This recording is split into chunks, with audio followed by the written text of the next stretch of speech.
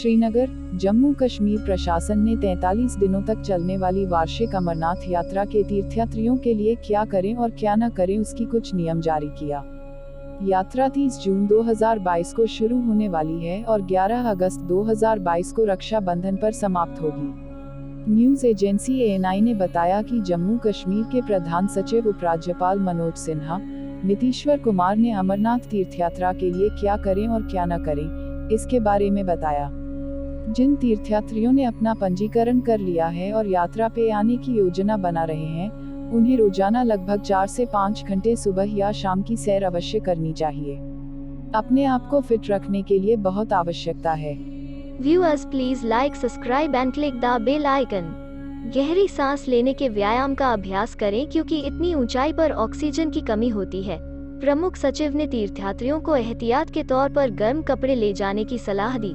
जिन तीर्थयात्रियों ने अपना पंजीकरण कराया है, उन्हें एक छड़ी, जैकेट और खाने का सामान लाना होगा। उन्हें डिहाइड्रेशन से बचने के लिए खुद को हाइड्रेट करते रहना चाहिए।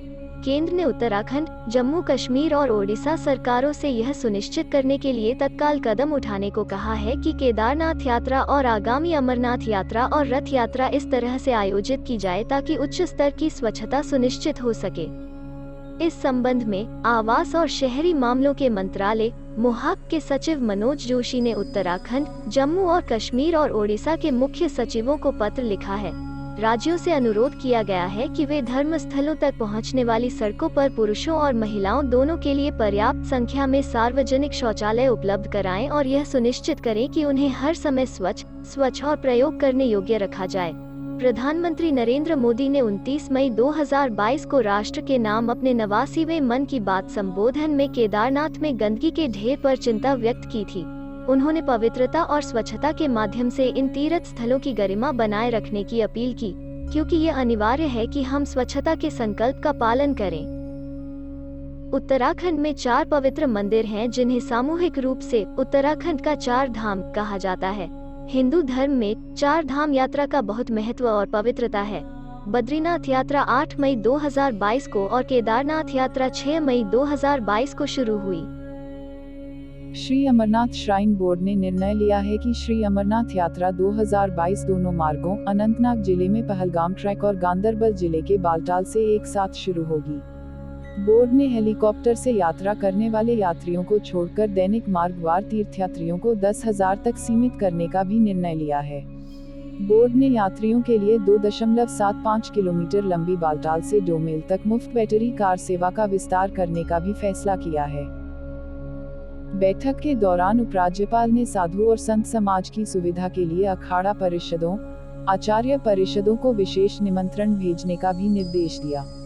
उपराज्यपाल ने कहा कि बोर्ड के सदस्यों द्वारा दिए गए सभी सुझावों पर यूटी प्रशासन और SASB के संबंधित अधिकारियों द्वारा कार्रवाई की जाएगी। उन्होंने अधिकारियों को सभी चल रहे बुनियादी ढांचे के उन्नयन कार्यों को मई के अंत तक पूरा करने का निर्देश दिया।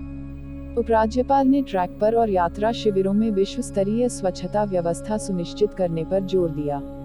उन्होंने कहा कि यात्रा शुरू होने से पहले ट्रैक रूटों पर सभी उपयोगिताओं को तैयार और कार्यात्मक बनाया जाना चाहिए। उपराज्यपाल ने श्री अमरनाथ जी यात्रा 2022 के संबंध में सूचना के व्यापक प्रचार प्रसार का भी आह्वान किया।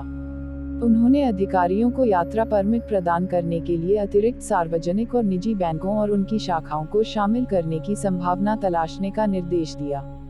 उपराज्यपाल ने श्री अमरनाथ जी तीर्थ के संबंध में प्रामाणिक साहित्य और शोध पुस्तकों को बढ़ावा देने और तैयार करने के लिए रिसर्च फेलो को शामिल करने का भी सुझाव दिया। बोर्ड दुनिया भर के भक्तों के लिए सुबह और शाम की आरती प्रार्थना का सीधा प्रसारण भी सक्षम करेगा। यात्रा, मौसम और कई सेवाओं का ऑनलाइन लाभ उठाने के बारे में वास्तविक समय की जानकारी प्राप्त करने के लिए गूगल प्ले स्टोर पर श्री अमरनाथ जी यात्रा ऐप उपलब्ध कराया गया है। पुलिस महानिदेशक जम्मू कश्मीर ने बोर्ड को यात्रा के लिए विस्तृत सुरक्षा व्यवस्था योजना के बारे में जानकारी दी। उन्होंने कहा कि पर्वतीय बचाव दलों के अलावा JKP यात्रियों के लिए स्वास्थ्य और चिकित्सा देखभाल के शिविर भी लगाएगा। Thanks for watching my videos. Please like, comment, share, subscribe.